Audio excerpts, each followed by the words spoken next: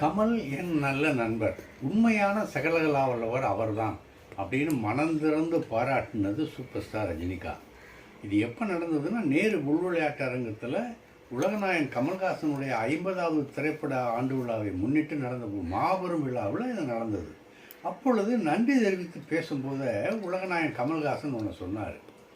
நான் எவ்வளவோ திட்டங்கள் போட்டு வச்சுருந்தேன், ஆனால் அந்த திட்டங்களில் எந்த அளவுக்கு நிறைவேறியிருக்குங்கிறது தெரியலை, அது எண்ணி பார்க்கணும். ஆனால் எனக்கு கிடைத்த நண்பர்கள் மாதிரி வேறு யாருக்கும் கிடைக்கல.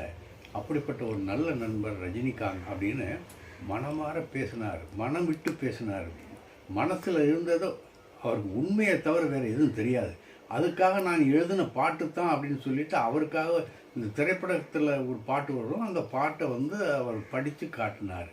அப்படிப்பட்ட ஒரு நல்ல நண்பராகத்தான் உலகநாயகன் கமல்ஹாசன் ரஜினிகாந்தை பற்றி நினைத்து கொண்டிருக்கிறார். ரஜினிகாந்த் என்ன நினைக்கிறாருன்னு யாருக்காவது தெரியுமா? அவர் இந்த மாதிரி மனம் விட்டு ஏதாவது பேசியிருக்காருன்னு உங்களுக்கு ஞாபகம் இருக்கா? இருந்தால் எனக்கு நினைவூட்டுங்களேன்.